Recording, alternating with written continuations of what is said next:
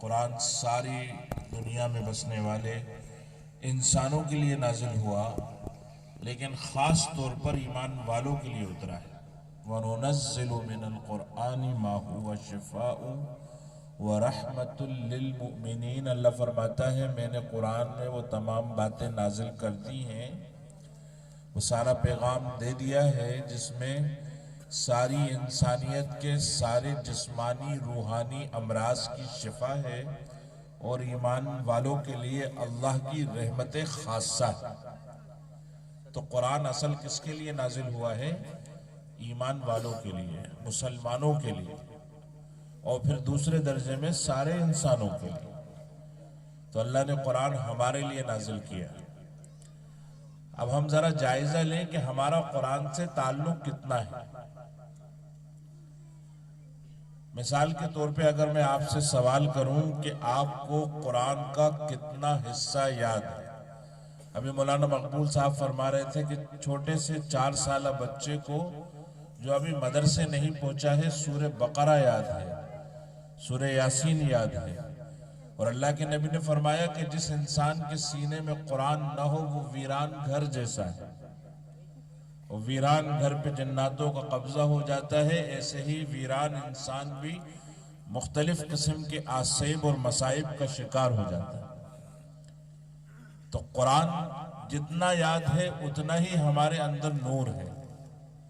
तो मैं सवाल करता हूं कि आपको कितना कुरान, भाई जो उलमाए किराम हैं, जो हुफ्फाज़ किराम हैं, इनकी तो जिंदगियां ही कुरान में गुजर रही हैं। आम लोगों से मेरा सवाल है कि आपको कुरान कितना हिफ्ज याद है, तो क्या जवाब होगा? एक एवरेज जवाब मिलेगा, औसत मिलेगा कि हमें 10 सूरतें याद हैं। फिर मैं दूसरा सवाल करूंगा कि 10 सूरतों में से कितनी सूरतें आप नमाज में पढ़ते हैं। तो पता चला किसी ने अपना रिश्ता सूरह फलक और सूरह नास से जोड़ा हुआ है, किसी ने अलम तरा कैफा और ले इलाफ से जोड़ा हुआ है।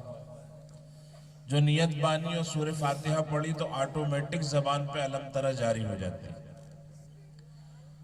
वो 2 सूरतें सुन्नतों में पढ़ते हैं, वही नफिल में पढ़ते हैं, सलातुल तौबा में पढ़ते हैं, सलात इस्तिखारा में पढ़ते हैं, सलात हाजा में पढ़ते हैं।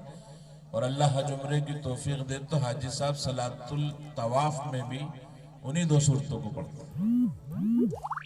तो मतलब ये हुआ कि 114 सूरतों में से 2 सूरतों से हमारा रिश्ता जुड़ा है। तो बताओ ये रिश्ता जुड़ा है कि टूटा हुआ है? 114 में से 2। काजी साहब बैठे हैं, काजी रमजान साहब, मौलाना बैठे हैं हमारे नूरुद्दीन साहब, वो सारे माशाल्लाह उलमा नौजवान। इनसे पूछ लो, मौलाना मकबूल साहब मौजूद हैं, कि इनसे पूछो। और हम सब के बहुत पुराने सरपरस्त, अल्लाह अकबर, मौलाना अलाउद्दीन साहब मौजूद हैं, कि 114 सूरतों में से 2 सूरतें तो कुछ समझ में आता है कि हाँ 2 की कोई हैसियत है 114 में से। लेकिन अगर परसेंटेज देखो, फीसद देखो, तो ये 2 सूरतें कुरान का आधा फीसद भी नहीं, और इससे हमने रिश्ता जोड़ा हुआ है। अच्छा, सबसे बड़ा सितम क्या है और सबसे बड़ा जुल्म क्या है कि इन 2 सूरतों में अल्लाह क्या फरमाता है हम में से अक्सर को पता नहीं। काला अक्षर भैंस बराबर। चाइना में एक औरत थी, बेवा हो गई, एक बच्चा था, उसे बड़ा पेट काट काट के पाला, दूसरे शहर भेज दिया, वहां कॉलेज यूनिवर्सिटी से फारिग हुआ, और उसने फिर कमर कसी कि अब मैं अपने घर नहीं जाऊंगा, बहुत मेहनत से पढ़ा है तो बहुत पैसा कमाऊंगा। और उसकी नौकरी लग गई और वो पैसा कमाने लगा। उधर माँ झोपड़े में रह रही है, रूखी सूखी खा रही है। लोग इकट्ठा होकर आए बड़ी बी के पास कि तुमने अपने बच्चे को पाला पोसा बड़ा किया, फिर उसकी नौकरी लगी, फिर वो लाखों कमाता है, अब वो क्या तुम्हारे पास नहीं आता? तुम्हें कोई पैसे नहीं भेजता कि तुम झोपड़े में रह रही हो, दाल रोटी खा रही हो?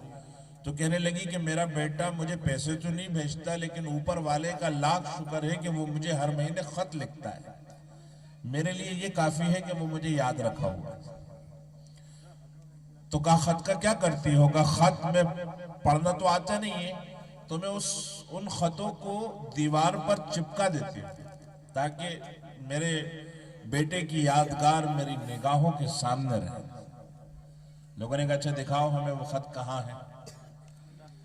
अब लोगों को अंदर ले जाके दिखाया तो दीवार के ऊपर वो खत चिपके हुए। लोग जरा करीब गए तो देखा, हैरत की इंतहा न रही कि वो खत नहीं थे, वो हजारों लाखों रुपए के चेक थे। अब बड़ी बी ने अगर उसको पढ़ा होता, समझा होता कि चेक है तो बैंक जाती, पैसे लाती, महल बन, कुटिया जो है महल बन जाती और दाल रोटी की जगह मुर्गो मुसल्लम उड़ाती। लेकिन क्योंकि पढ़ना नहीं आता था तो चेक को समझ ही नहीं पाई। इसी तरीके से आज के मुसलमानों का हाल है। तस्खीर आलम का नुस्खा, दुनिया पे हुकूमत करने का तरीका, उलूम का खजाना कुरान मौजूद है, लेकिन वो कुरान को पढ़ने को तैयार नहीं, समझने को तैयार नहीं।